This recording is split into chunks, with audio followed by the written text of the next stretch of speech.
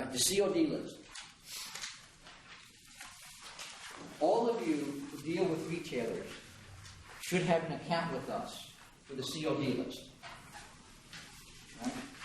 This is one of the situations when I did the last few times I did this, I looked around and there was lots of faces going, I have no idea what the hell he's talking about.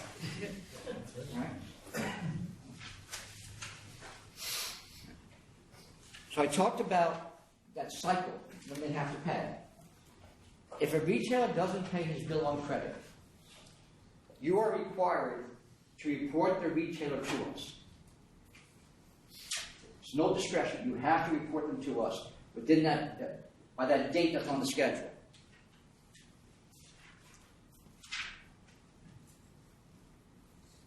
That retailer is then put on the C.O.D. list. That retailer cannot buy on credit from any manufacturer or wholesaler while they're on the C.O.D. list. So you have two obligations if you are selling to retailers.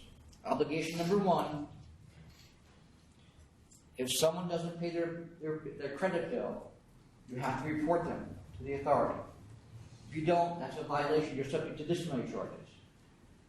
Number two is that you can't extend credit to somebody on the C.O.D. list, even if you didn't put them on the C.O.D. list. So you need to be checking to see if one of your customers, if you deal with retailers, if they're on the C.O.D. list, if you're going to give them credit. Everybody follow this? That's on the statement of the website? Yes. The question was, is that on our website? Yes, it is. You have to have an account to log in to do both things. To report them to us, and then to check the list to make sure that your retailer customers are not on the C.O.D. list. If you're going to give them credit. You can sell to them for cash. But if you're going to extend credit, you can't extend credit to somebody who's on the C.O.D. list. I assume retailers also includes other microbreweries. No. Other farm breweries, excuse me. No, just retail licensees. Okay, so this does not apply to other farm breweries. No, if they're buying your product, the question is, does the C.O.D. list apply to other manufacturers? With respect to brewers, no. Okay? Because they are manufacturers. The only time it applies really doesn't apply to brewers, it applies to liquor and wine. And what the authority has said is that if I'm, say, a winery, and I'm buying somebody else's wine or liquor, a farm winery, I'm buying somebody else's New York State labeled wine or New York State labeled liquor to sell it in retail at my farm winery, I have to buy it at the same price a retailer would buy it. But the C.O.D. list does not apply to manufacturers. Okay, any questions about that? Yes, sir, in the back. Home deed licenses, does that apply as well? All right. So the home deed, that's kind of the industry phrase for the C license. There are two kinds of beer wholesale licenses. The original beer wholesale license was the C. Okay. So, for example, it's the letter designation that's on your license. All right. So the microbrewer is your MI, right? I think it's on your license.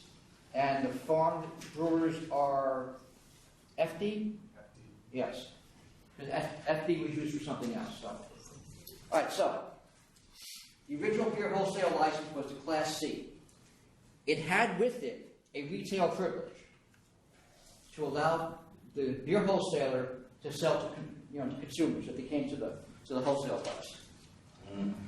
Those licenses stopped being issued, new ones, in 1960. Right? Now we have the C.O. license. The C.O. beer wholesale license does not have the retail privilege. We still have C wholesale licenses because businesses are sold and then the licenses are transferred with them. Right? A lot of those licenses are used for what I call the beer beverage center. Okay? And that in the industry is what's referred to as the home deed, because they're selling, to homes, to consumers. That's compared to the franchise deed, which is the wholesaler who's selling to retailers to distribute. Okay? So, to get back then to your question, no, it only applies to the retailers.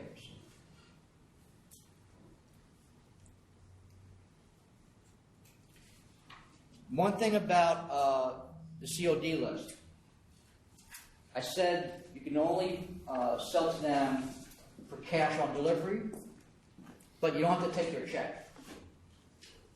Kind of makes sense.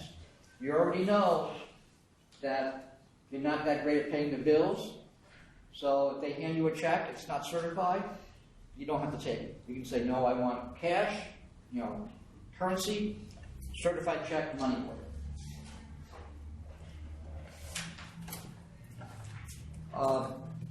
When you get your licenses, and then when you renew your license, you probably see in the fee schedule on the website, there's your license fee, there's a filing fee, then there's something called ancillary fee.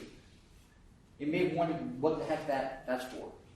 Part of that ancillary fee goes to support maintaining the C.O.D. list.